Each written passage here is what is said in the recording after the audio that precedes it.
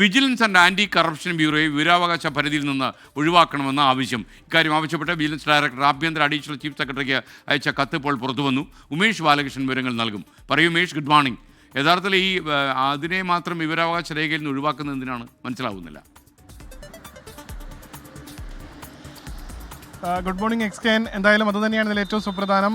കാരണം വിവരാവകാശ നിയമപരിധിയിൽ നിന്ന് വിജിലൻസിന് ആൻറ്റി കറപ്ഷൻ ബ്യൂറോയെ ഒഴിവാക്കണം എന്നുള്ള ആവശ്യം വിജിലൻസ് ഡയറക്ടറാണ് ഉന്നയിച്ചിരിക്കുന്നത്. ഇപ്പോൾ അത് സർക്കാരിൻ്റെ പരിഗണനയിലാണ്. അത് ലോ വിഭാഗത്തിൻ്റെ കൂടി നിർദ്ദേശം അനുസരിച്ചായിരിക്കും തുടർ നടപടി സ്വീകരിക്കുക. നേരത്തെ പല വിഷയങ്ങളിലും സമാനമായി നമ്മൾ ഈ സമീപകാലത്ത് രാഷ്ട്രീയ നേതാക്കൾക്കെതിരെ വന്ന കേസുകളുടെ വിവരങ്ങൾ പോലും വിജിലൻസിൻ്റെ RTI പ്രകാരം അപേക്ഷ നൽകി പുറത്ത് വാർത്തയായി നൽകിയിരുന്നു. ഈ ഘട്ടങ്ങളിലെല്ലാം ആദ്യഘട്ടങ്ങളിൽ വിജിലൻസ് ഈ അപേക്ഷയിൽ മറുപടി നൽകാൻ മടിക്കാറുണ്ടായിരുന്നു. അതിനുശേഷം വീണ്ടും അപ്പീൽ പോകുമ്പോഴാണ് പലപ്പോഴും വിജിലൻസിൽ നിന്ന് മറുപടി കിട്ടാറുള്ളത്. എന്തായാലും ഇതുമായി ബന്ധപ്പെട്ട് നേരത്തെ, അതായത് മുൻപ് സ്പെഷ്യൽ ബ്രാഞ്ച് അടക്കമുള്ളവയെ ഈ വിജിലൻസിൻ്റെ ഈ RTIയുടെ പരിധിയിൽ നിന്ന് ഒഴിവാക്കിയിരുന്നു. ആ ഉത്തരവുകൾ ചൂണ്ടിക്കാണിച്ചാണ് ഇപ്പോൾ വിജിലൻസ് ഡയറക്ടർ ഇത്തരമൊരു അപേക്ഷ സർക്കാരിൽ നൽകിയിരിക്കുന്നത്. സെക്ഷൻ 24 പ്രകാരം നേരത്തെ 2016 വരെ വിജിലൻസിലെ ആൻഡ് ആൻറ്റി കറപ്ഷനിലെ T സെക്ഷൻ, അതായത് ടോപ്പ് സീക്രട്ട് സെക്ഷൻ എന്നുള്ളൊരു സെക്ഷൻ ഉണ്ടായിരുന്നു. ആ സെക്ഷനെ RTI പരിധിയിൽ നിന്ന് ഒഴിവാക്കിയിരുന്നു. ആ രീതിയിൽ പിന്നീട് ഈ T സെക്ഷൻ സർക്കാർ തന്നെ എടുത്തു കളഞ്ഞു. അതായത് ഇപ്പോൾ വിജിലൻസ് ആൻഡ് ആൻറ്റി കറപ്ഷനിൽ T സെക്ഷൻ ഇല്ല. അതുകൊണ്ട് തന്നെ ഒരു രഹസ്യാത്മക സ്വഭാവമുള്ള ഒരു ഫയലുകളും വിജിലൻസിൻ്റെ അന്വേഷണ പരിധിയിൽ വരുന്ന ഫയലുകൾ RTI പരിധിയിൽ പൂർണ്ണമായി വരികയും ചെയ്യും. അതുകൊണ്ട് തന്നെ ആര് അപേക്ഷ നൽകിയാലും ആ അപേക്ഷ പരിഗണിച്ച് RTIക്ക് മറുപടി നൽകേണ്ട സാഹചര്യമുണ്ട്.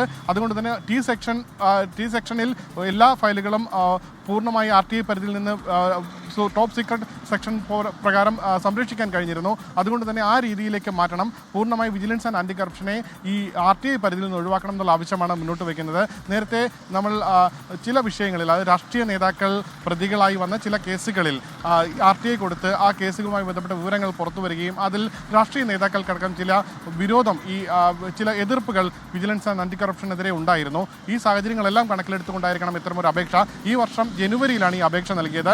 ഈ അപേക്ഷ ഇനി നിയമവകുപ്പ് കൂടി പരിഗണിച്ചായിരിക്കും ഒരുപക്ഷെ അന്തിമ തീരുമാനമെടുക്കുക. സാധാരണ ഇത്തരമൊരു നിയമം വരുമ്പോൾ സാധാരണ വിവരാവകാശ കമ്മീഷനോട് കൂടി ഇതുമായി ബന്ധപ്പെട്ട ഒരു അഭിപ്രായം ചോദിക്കാറുണ്ട്. എന്തായാലും അത്തരത്തിൽ നടപടിക്രമങ്ങൾ ഇതുവരെ പോയിട്ടില്ല. വിവരാവകാശ കമ്മീഷനോട് ഇതുമായി ബന്ധപ്പെട്ട ഒരു മറുപടിയും ചോദിച്ചിട്ടില്ല. ഒരുപക്ഷെ അത് ചോദിക്കാതെ തന്നെ സർക്കാർ നടപ്പാക്കുമോ എന്നുള്ളതാണ് അറിയേണ്ടത്. SKN.